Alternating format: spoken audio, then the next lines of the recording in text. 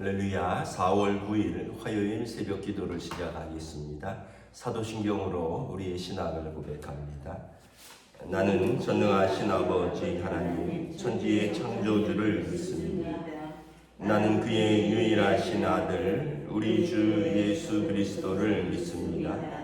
그는 성령으로 잉태되어 동정녀 마리아에게서 나시고 본디오 빌라도에게 고난을 받아 십자가에 못 박혀 죽으시고 장사된 지 사흘 만에 죽은 자 가운데서 다시 살아나셨으며 하늘에 오르시어 전능하신 아버지 하나님 우편에 앉아 계시다가 거기로부터 살아있는 자와 죽은 자를 심판하러 오십니다. 나는 성령을 믿으며 거룩한 공교회와 성도의 교제와 죄를 용서받는 것과 몸의 부활과 영생을 믿습니다. 아멘. 찬송가 484장 찬양하시겠습니다. 찬송가 484장입니다.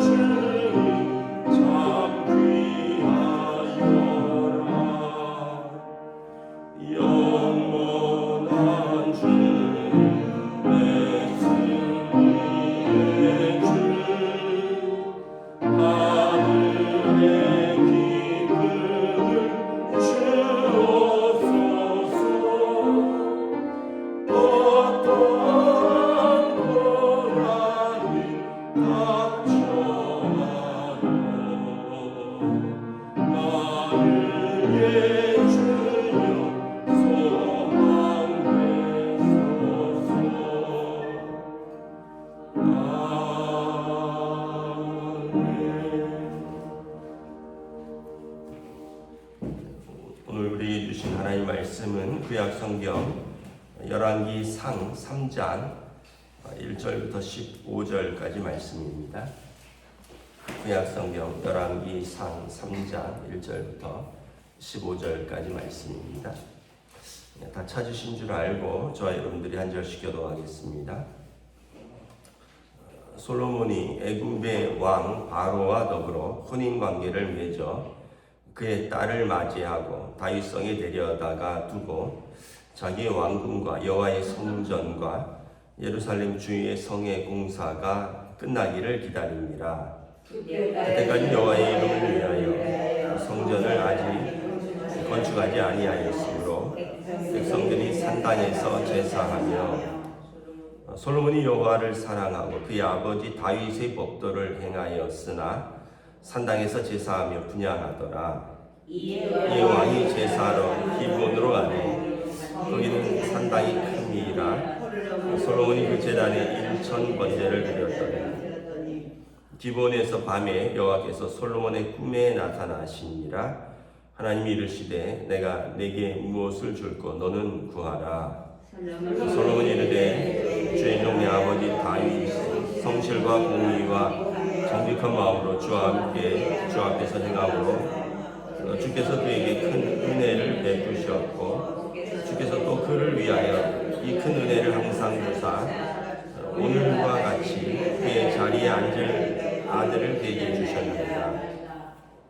나의 하나님 여호와여 주께서 종으로 종의 아버지 다윗을 대신하여 왕이 되게 하였사오나 종은 작은 아이라 출입할 줄을 알지 못하고 주께서 택하신 백성 가운데 있나이다. 그들은 큰 백성이라 수요가 많아서 셀 수 없고 기록할 수도 없사오니 누가 주의 이 많은 백성을 재판할 수 있사오리까?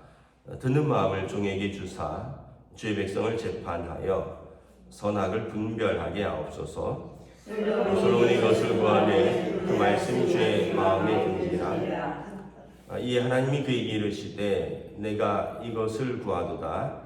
자기를 위하여 장수하기를 구하지 아니하며 부도 구하지 아니하며 자기 원수의 생명을 멸하기도 구하지 아니하고 오직 송사를 듣고 분별하는 지혜를 구하였으니 내가 내 말대로 하여 내게 지혜롭고 총명한 마음을 주노니 내 앞에서도 너와 같은 자가 없었거니와 내 뒤에도 너와 같은 자가 일어나기 없으리라.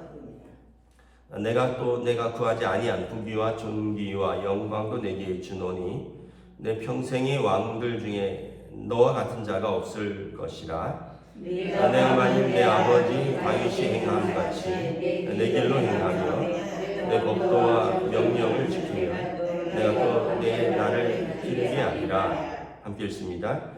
솔로몬이 깨어보니 꿈이더라. 이에 예루살렘에 이르러 여호와의 언약궤 앞에 서서 번제와 감사의 제물을 드리고 모든 신하들을 위하여 잔치하였더라. 아멘. 할렐루야. 네, 오늘도 또 새날을 주셨습니다. 하나님께서 은혜와 평강으로 함께해 주시기를 축복합니다. 네, 오늘 말씀에 이제 솔로몬의 몇 가지 중요한 그의 치적과 또 그의 기도와 또 그의 실수도 나오는데 첫째는 이제 먼저 그의 실수가 나오죠. 1절에 솔로몬이 애굽의 왕 바로와 더불어 혼인 관계를 맺어 그의 딸을 맞이하고 다윗성에 데려다 두었다. 그 당시에 많은 외교 정책 중에 하나죠. 이웃 강대국과 서로 혼인 관계를 맺어서 어떻게 보면 자기 딸이 옆에 나라로 시집가고 자기 아들이 그 딸과 결혼하고 그러니까 서로 사돈 관계를 맺어서 오늘로 말하면 이제 불가침 조약처럼 그 당시 다윗 왕 시대에 나라가 매우 강성하였고 또 애굽은 전통적인 강국이고 그래서 이제 두 나라가 서로 이렇게 결혼을 통해서 이제 조약을 맺고 어떤 국방과 외교 관계를 돈독한 것 같은데 사실 이것은 이제 잘못한 것이죠. 왜냐하면 이스라엘은 하나님께서 다스리시고 하나님이 지키시는데 이웃 나라를 의지하는 것이고 또 이웃 나라의 공주를 데려올 때 공주만 오겠습니까? 거기에 딸린 식구들이 종들도 같이 오고 또 그 나라의 문화와 그 나라의 종교와 그 나라의 신들도 같이 들여다오는데 나중에 보면 솔로몬의 부인이 300여, 후궁이 몇천여 이런 식으로 나오니까 그 많은 여인들과 그 많은 또 이방의 문화들을 들여오게 돼서 결국은 나라의 우상 숭배를 어떤 그런 불씨를 뿌리는 그런 실수를 솔로몬이 저지른 것입니다. 그러니까 인간적인 방법으로 나라를 다스리는 것은 하나님이 원하는 바가 아니다라는 것입니다. 또 솔로몬의 중요한 치적이 나오는데 1절에 보면 자기 왕궁과 여호와의 성전과 예루살렘 주의 성의 공사를 끝나기를 기다립니다. 솔로몬 왕 때 솔로몬 성전, 이스라엘의 첫 번째 성전을 7년간 건축합니다. 그리고 이제 성을, 자기 왕궁을 13년 동안 건축을 합니다. 그리고 또 예루살렘 주위에 성의 어떤 보강 공사를 하죠. 그러니까 건축을 크게 일으킨 왕인데 어쨌든 예루살렘의 성전은 이스라엘의 첫 번째 성전으로서 특별한 의미가 있고요. 또 뭐 궁전이라든가 성벽이라든가 이런 것이 이제 왕의 업적으로 남죠. 그런데 이제 그것으로 인해서 또 백성들에게 과도한 세금을 물리게 되고 또 그것으로 인해서 백성들이 또 많은 노역에 시달리게 되는 어려움은 있습니다. 우리나라도 경복궁을 대원군이 왕권 강화의 측면에서 복원을 했죠. 이전에 뭐 임진왜란 또 정유재란 뭐 이런 병자호란 이럴 때 불이 탔습니다. 그래갖고 지금 창경궁 쪽으로 궁을 옮겼다가 이제 경복궁을 복원을 하면서 이제 당백전을 발행을 하는 거죠. 그 화폐를 발행하고 또 세금을 물리고 그래서 나라 경제가 많이 어려워졌습니다. 그러니까 경복궁이라는 훌륭한 궁전은 남았는데 그 시대의 사람들은 그것 때문에 물가가 오르고 그것 때문에 과도하게 세금을 내고 어려움을 겪었다는 거죠.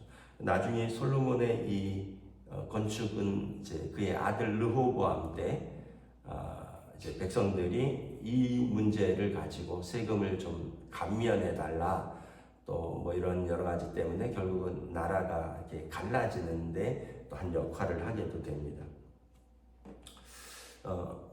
어쨌든 솔로몬이 그 당시에 하나님을 사랑하는 마음으로 성전을 지은 것은 분명합니다.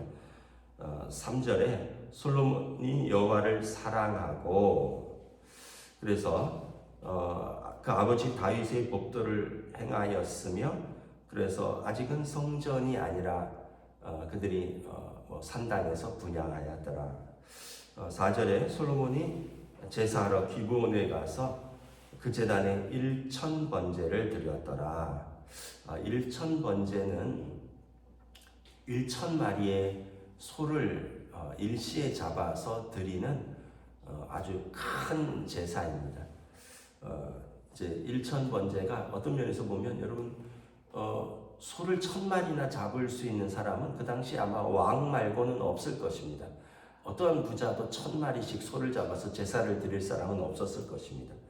아마 솔로몬이 그가 왕이 되고 또 성전을 이제 봉헌하기에 앞서서 하나님 앞에 힘써서 예배드린 한 모양으로 생각됩니다. 그런데 이제 한국교회에서 약간 열심으로 예전에 1000번제라는 그런 예배가 있었죠. 근데 사실은 정확하게는 성경의 뜻을 조금 잘못 해석한 겁니다.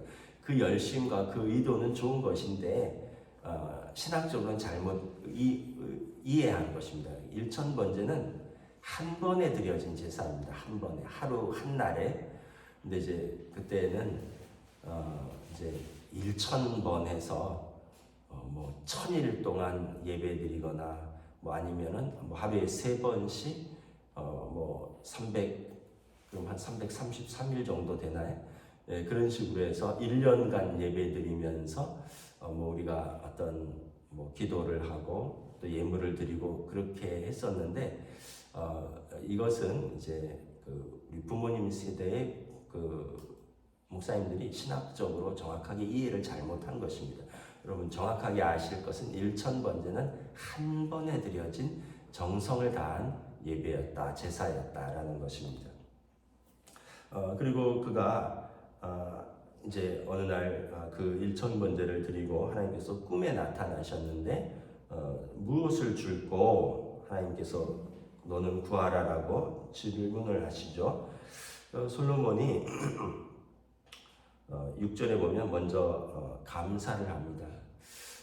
내 아버지 다윗에게 은혜를 주셔서 그리고 나에게 은혜를 주셔서 이 왕의 자리를 허락하신 것을 감사합니다. 이렇게 은혜를 감사하고 그가 이제 7절에 보면 종으로 종의 아버지 다윗을 대신하여 왕이 되게 하셨사오나 종은 작은 아이라 출입할 줄을 알지 못합니다. 굉장히 겸손한 표현이죠. 하나님 앞에서 아주 자신을 낮추는 겸손입니다. 왜 왕이 성인이고요, 전쟁을 치르고 뭐 반역자들을 숙청하는 그런 왕이 왜 출입할 줄을 알지 못하는 작은 아이겠습니다. 그런데 우리는 하나님 앞에서 어린아이와 같고 하나님 앞에서 이렇게 자신을 낮출 때 하나님이 우리를 높이신다. 우리가 높이면 하나님이 우리를 낮추시고요, 우리가 낮추면 하나님이 높이신다. 우리가 스스로 높이는 게 아니라 높이는 건 남이 높여주는 것입니다. 우리가 가끔 착각하는데 내가 나를 높이는데 그거는 이제 별로 다른 사람이 동의하기가 어려워요. 남이 나를 높일 때 진짜 이게 높이는 것이 되는 거죠. 솔로몬도 하나님 앞에서 굉장히 겸손한 모습을 보입니다. 그러면서 8절에 무엇을 구하냐 하면 주께서 택하신 백성 가운데 나를 왕으로 세우셨는데 큰 백성이고 수요도 많고 셀 수도 없고 기록할 수도 없는데 누가 주의 이 많은 백성을 재판할 수 있사오리까? 듣는 마음을 종에게 주사 주의 백성을 재판하여 선악간에 분별하게 하옵소서. 이스라엘의 왕은 뭐 장군이기도 하고 또 통치자이기도 하지만 가장 중요한 것은 그 당시에 하나님의 전권을 가지고 하나님의 말씀으로 재판하는 그 기능이 왕의 가장 큰 사명입니다. 쉽게 얘기하면 대법관 같은 기능입니다. 이스라엘의 왕은 그 모세 때 그랬죠. 이게 뭐 10부장 있고 50부장 있고 100부장 있고 1000부장 있고 그리고 최종적으로 모세에게 가져오는 겁니다. 그러니까 작은 사건들은 밑에서부터 좀 큰 사건들은 올라오다가 해결하기 어려웠고 판단하기 어려운 것은 이제 천부장들이 모세에게 가져오는 것입니다. 이스라엘의 왕은 뭐 지방에는 보면 뭐 회당도 있을 것이고 각 그 지파의 장로들의 모임도 있을 것이고 이제 사내들인 공회 뭐 이건 이제 후에 생긴 거지만 사내들인 공회도 있겠지만 최종적으로 이스라엘은 왕이 재판하는 것입니다. 그러니까 나는 이 많은 백성을 재판해야 되는데 내가 출입할 줄을 알지 못하는 아이 같으니 하나님 내게 듣는 마음을 종에게 주사 주의 백성을 재판하게 하여 선악을 분별하게 하여 주시옵소서. 재판을 잘하려면 들어야 되죠. 여러분 저는 재판장에도 가봤습니다. 법원에도 가봤는데 일단은 다 들어야 돼요. 다 듣습니다. 재판장은 판결을 하는데 묻기도 하고 판결을 하는데 피고 측 얘기하고 검사 측 얘기하고 뭐 이러면서 다 듣는 게 중요합니다. 듣지 않고 어떻게 판단을 하겠습니까? 이스라엘의 왕으로서 백성들의 이야기를 잘 들을 수 있는 귀를 주시고 또 하나님의 말씀을 잘 들을 수 있는 귀를 주셔서 이 백성들의 문제를 잘 판단할 수 있도록 분별하여 주시옵소서. 여러분 그 왕의 중요한 기능이 잘 재판하는 거라 그랬잖아요. 잘 재판하려면 잘 들어야 되는 겁니다. 여러분 항상 그렇잖아요. 백성들은 이렇게 지금도 시위 많이 하잖아요. 옛날엔 청와대 앞에서, 요즘 용산 앞에서 각 단체들이 와서 다 시위를 합니다. 진보 단체는 진보 단체, 보수 단체는 보수 단체, 장애인 연합은 장애인 연합, 여성 단체는 여성 단체, 어떤 이슈가 있으면 그 단체들이 쌀값 폭등이 나면 폭락하면 농민들이 와서 무슨 파동하면 무슨 업자들이 와서 다 자기 이야기를 들어달라는 거거든요. 그래서 왕은 잘 듣는 게 필요한 것이죠. 왜냐하면 어떤 것에 치우쳐서 판단하면 안 되니까 잘 듣는 것이 필요하다. 이게 지혜고, 그리고 사람의 말도 잘 들어야 되고 하나님의 말씀도 잘 듣는 것이 필요하다. 이게 지혜라는 거죠. 여러분, 그래서 우리가 지혜로운 사람이 어떤 사람이냐, 뭐 저도 잘 못하지만 여러분들 잘 듣는 사람이다. 말을 많이 하는 사람이 아니라 더 말을 많이 들어주는 사람. 누가 그러더라고요. 55대 45만 해도 잘 들어주는 거래요. 그러니까 여러분 1대1만 해도 반반은 하는 거잖아요. 그 사람보다 조금만 더 들어줘도 상대방이 느끼기에 내 말을 경청했다라고 느낀다는 거예요. 근데 어떤 사람이랑 얘기하면 자기가 80%, 90% 얘기하는 사람이 있습니다. 자기가 59분 얘기하고 다른 사람이 1분 얘기하는 사람도 있어요. 진짜 지혜가 없는 거죠. 지혜 있는 사람은 많이 듣는 사람이다. 그래서 귀가 두 개고 뭐 입이 하나다 이런 말도 있는 거죠. 솔로몬이 이것을 구했고 그 말씀이 하나님 마음에 쏙 들었다라고 10절에 표현을 하고 있습니다. 하나님께서 이스라엘의 왕의 직무를 정확하게 이해하고 있구나. 하나님의 뜻을 잘 듣고 그리고 그들의 억울함과 그들의 어떤 백성들의 요구를 잘 듣고 하나님의 뜻대로 잘 재판하는 것. 이것이 이스라엘의 왕인데 이스라엘의 왕이 이것을 구하니 하나님 마음에 드셨다는 거예요. 그래서 11절에 하나님께서 칭찬하십니다. 야, 어떻게 대부분 뭘 구하냐면 오래 살기를 구하고 어른들이 아이고 나는 오래 살기를 원치 않아야 하는데 사실은 3대 거짓말이 있다 그러잖아요. 연세 어른들이 오래 살기를 원치 않는다 그러고 뭐 노처녀가 시집가기 원치 않는다 그러고 또 뭐 장사가 미치면서 판다 그러는 거 3대 거짓말이라 그러잖아요. 왜냐하면 뭐 아프면 바로 병원 가시니까. 근데 이제 솔로몬이 하나님께서 장수를 구하는 것도 아니고 부를 구하는 것도 아니고 또 원수의 생명을 멸하기를 구하는 것도 아니고 오직 송사를 듣고 분별하는 지혜를 구하였으니 하나님께서 참 내 마음에 들도다 그러면서 그 기도를 응답하시겠다는 겁니다. 내가 내 말대로 하여 내게 지혜롭고 총명한 마음을 주어서 전에도 후에도 너와 같은 자가 일어남이 없으리로다. 그래서 여러분 솔로몬 왕이 지혜의 왕입니다. 다윗의 왕의 별명은 하나님 마음에 합한 자죠. 솔로몬 왕의 별명은 지혜의 왕입니다. 잠언 전도서를 여러분 솔로몬 왕이 썼습니다. 물론 이제 말년에 타락하고 잘못한 것이 많지만 그가 젊어서는 한때는 하나님 주신 지혜로 백성을 재판하는 그래서 성경에 잠언 전도서를 남긴 지혜로운 왕이다라는 것입니다. 하나님께서 지혜를 부어주셨다. 여러분 우리가 우리 자녀들이 지혜롭기를 원하잖아요. 그런데 진짜 지혜는 우리 자녀들이 하나님을 경외할 때 하나님께서 주시는 것이 지혜입니다. 우리도 마찬가지고 우리가 자녀들이 잘 되기를 바라는데 세상 지식을 뭐 쌓고 뭐 부를 구하고 이런 것보다 더 중요한 게 지혜라는 것을 알 수 있죠. 하나님이 지혜 자체이시고 그리고 하나님을 경외하는 것이 지혜고요. 하나님의 말씀이 지혜입니다. 태초에 하나님께서 말씀으로 세상을 창조하셨는데 세상을 창조한 원리가 하나님의 말씀이라는 거예요. 그리고 지금도 하나님이 세상을 다스리시고 통치하시는데 하나님의 말씀으로 다스리는 것입니다. 그래서 우리가 하나님의 말씀을 잘 알고 하나님의 말씀을 잘 묵상하고 하나님의 말씀에 잘 순종하면 우리가 세상 사는 지혜를 얻는 것입니다.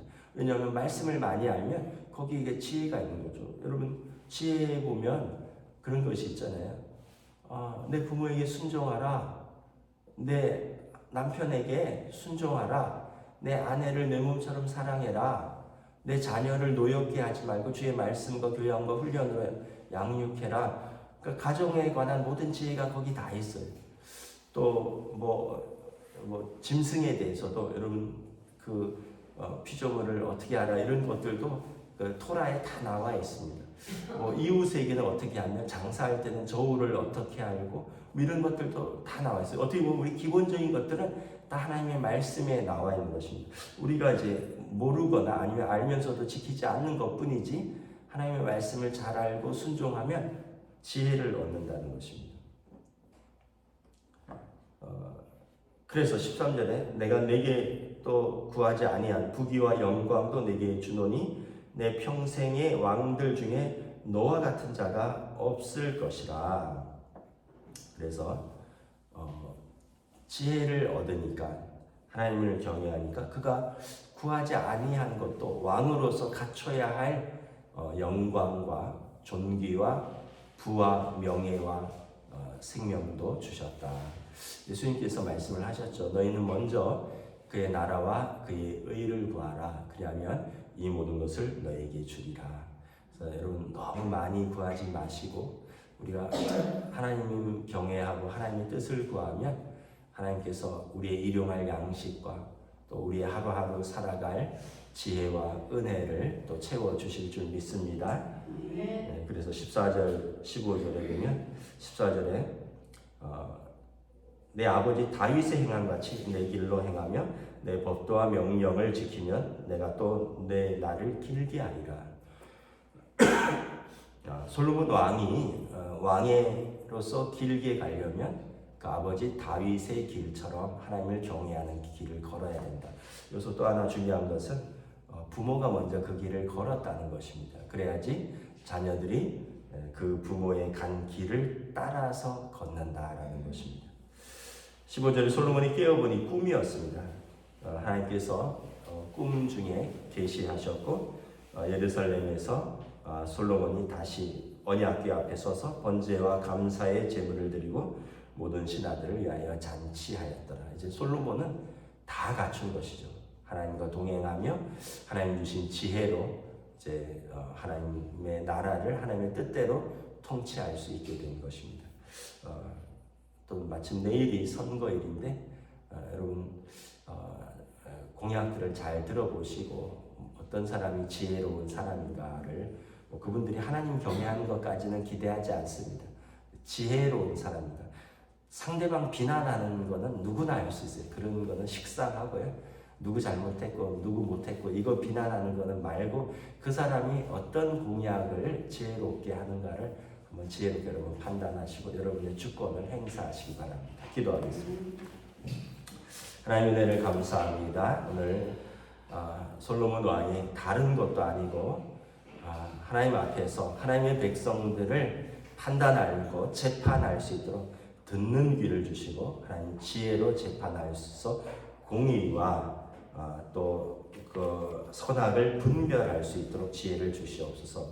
이것이 솔로몬의 기도였고 하나님 마음에 들었고 하나님께서 그에게 왕으로 필요한 지혜를 전무후무한 지혜를 주셨고 또 왕으로서 필요한 부와 영광과 힘과 능력을 더하여 준 것을 바라봅니다. 우리가 무엇을 구하여야 하는가, 하나님 앞에서 어떻게 살아야 하는가 말씀을 붙들고 살 수 있는 지혜를 허락하여 주시옵소서. 감사를 드리오며 우리 주 예수 그리스도 이름으로 기도드리옵나이다. 아멘. 하늘에 계신 우리 아버지의 나라가 오게 하시며 아버지의 뜻이 하늘에서와 같이 땅에서도 이루어지게 하소서. 오늘 우리의 일용할 양식을 주시고 우리가 우리에게 잘못한 사람을 용서하여 준 것 같이 우리 죄를 용서하여 주시고 우리를 시험에 빠지지 않게 하시고 악에서 구하소서. 나라와 권능과 영광이 영원히 아버지의 것입니다. 아멘.